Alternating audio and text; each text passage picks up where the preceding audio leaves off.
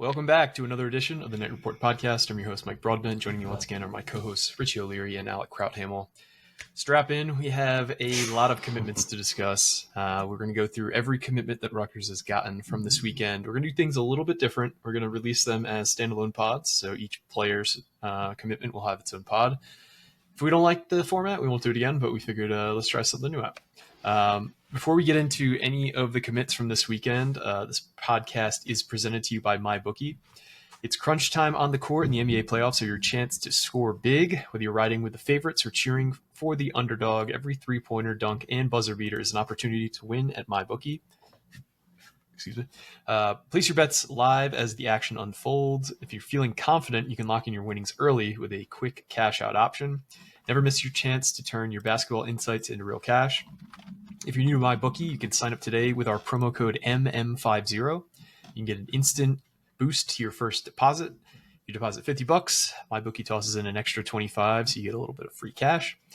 There's more action, more excitement, and more chances to win during the basketball season's most intense playoff stretch. Plus, when the games are over, you can keep your winning streaks alive at MyBookie's casino. With slots, blackjack, roulette, and more, the thrills never stop. Bet anything, anytime, anywhere, only with MyBookie. All right, so let's go in chronological order. So the first player we'll discuss, and this will be the standalone pod, will be Tyler Duell. He is the 5.8 4-star offensive tackle out of Westchester East High School in Westchester, Pennsylvania. 6'6", 280 pounds. He wasn't somebody we really thought would commit this weekend. I don't think the staff did either. He had a bunch of visits lined up after this weekend, which he ended up obviously canceling. Rich, would you say that this is the biggest surprise out of the weekend so far? Yeah, definitely, 100%. I know that this sounded like it was going to be more of a Kentucky and Pittsburgh battle. I know people within the program that were like, yeah, we didn't see this one coming, but not going to say no to a 4-star offensive tackle. He's interesting, though, because he's a kid that's really developed over the past year. He didn't have a ton of Power 5 offers as of last his high school season, his junior season.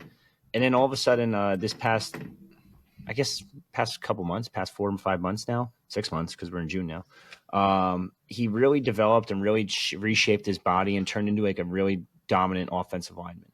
You could see that he lost a lot of weight, so he looks a lot better than he did previously. And then all of a sudden you see 1, 2, 3, 4, 5, 6, 7, 8, 9 Power 5 schools all offered from January 2025 till now.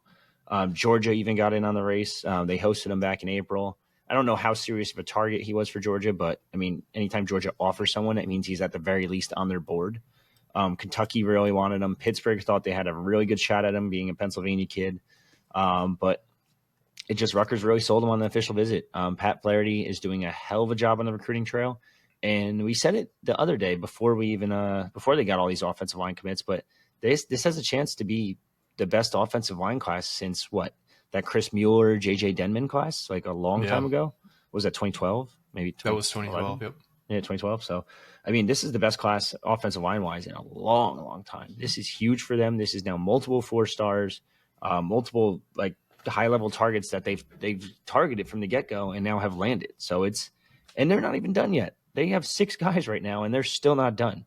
So this is just a huge get, especially for a kid that you just offered in January. He knows Rutgers really well. He's been there a million times. Demir Shaw was originally his main recruiter. It's only about an hour and a half from campus. So this is just a win-win all around. I know I talked to his coach earlier today, depending on when you're listening to this, I guess yesterday, whatever.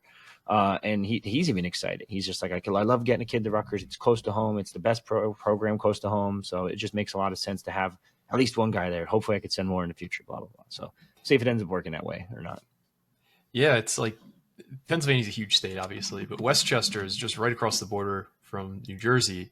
So if they're probably an hour and 15 from Rutgers, then, there's not many programs who are, less than 90 minutes away from southeastern Pennsylvania. You have Temple, you have Rutgers. Penn State's 3.5 hours away. Like Penn State might be the flagship state school, but they are not anywhere near a lot of these big time programs near Philly.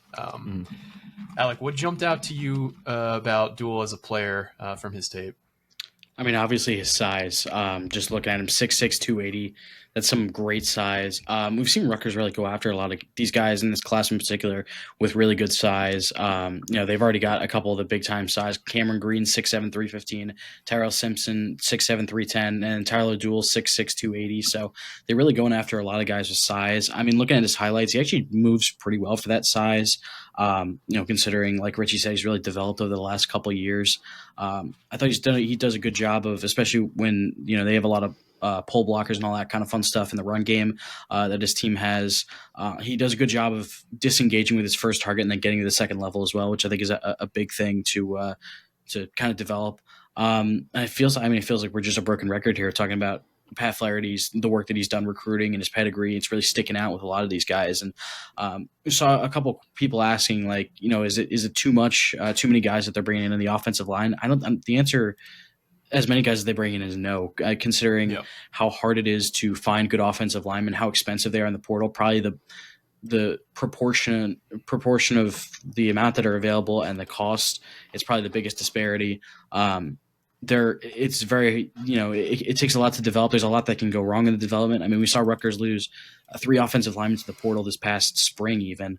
And they brought in guys in the portal. So just taking as many guys as you can, guys that you can kind of take flyers on, and develop and see if they develop into a big time contributors. So as many as the staff feels like they need, I'm okay with, just out of the sole factor of, just keep on developing them and see which ones kind of work out, because no recruiting class is going to be perfect, especially at offensive line, which is a tough position to evaluate the high school level and develop at the college level. So however many they feel like they need, I'm on board with. And then obviously when you have a coach, again, saying this for the umpteenth time, you have a coach like Pat Flaherty, you can trust his judgment and what he thinks he can develop.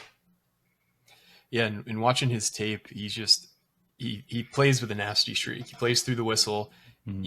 Just watching, if you watch the first 2 minutes of his highlights, you'd think he's working at IHOP, the way he's serving out those pancakes. He's just crushing guys. Like you said, Alec, he does have really good mobility and agility for his size, because there are a bunch of screens that his high school runs on tape where he's just out in front of everybody on the offensive line, and even in front of some tight ends, getting out there, lead blocking, just throwing himself around, just making space for his running backs and receivers.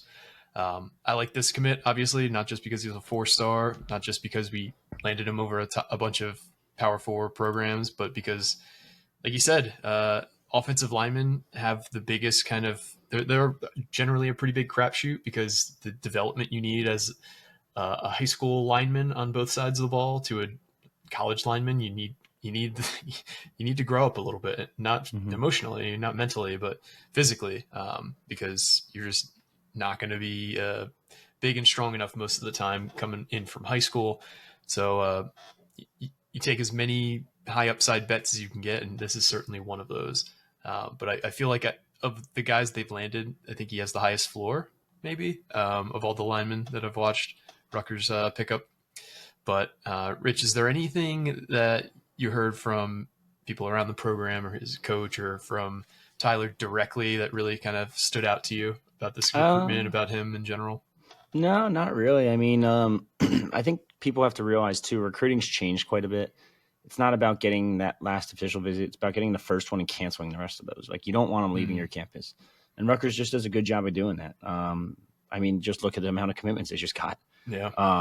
So they've done a hell of a job recruiting. They've done a hell of a job with these official visits. They have the perfect setup between beach, between going out to eat, between New York City, this and that, and it's just worked out really well for them. And it really shows, like, not just Rutgers, but the surrounding areas of Rutgers, because the beach is only 30 minutes down the shore, or the city's only a 45-minute train ride or a 45-minute drive, even if you wanted to. So it's really just huge, and it's played a big impact on them. And I know not a lot of people, I shouldn't say not a lot of people. Maybe some people just don't go to the city ever when they go to Rutgers, because it's just you're right there, you're in a city already. But I just think the luxury of having New York City here, having the shore right there, even if you want to go home to Pennsylvania, you're close enough. You're an hour and a half away that you could just drive home on a Friday night and say, "Hey, I'm going to go home for the weekend." So, I think hopefully not during the season. Well, yeah, no, don't do that. But all that played a factor, and it's just location was a really big selling point here, and he just loves the idea of it. And then when you have a guy with Pat Flaherty, it's just like, hey, look at this ring. Oh, wait, look at this ring. And it's like, hey, you want to try them on? These are Super Bowl rings, buddy. So. Yeah, he becomes the 5th 4-star prospect in the class. I don't think we'll stick at 5. I'm sorry. So 5 or 6? I don't even know. they're 6, 5 right now, I think. Yeah, But you got 5. Carter, Desert Collier, Hewitt, Jared Smith, and now Tyler Duell. Oh, 4-star. We're talking. I'm thinking offensive linemen because I know there's 6 offensive linemen. Yep. 6? Yeah. Well, yeah, there is now. We'll get to who some of the new guys are in a few minutes. Crazy. But I think that's all we got on Tyler Duell. Huge pickup, and we'll get into the next commitment on the following pod. So if you're listening on your favorite podcasting platforms, stay seated and just let the queue fill in for you. For me and Alec and Richie, this has been another edition of the Night Report podcast. Signing off.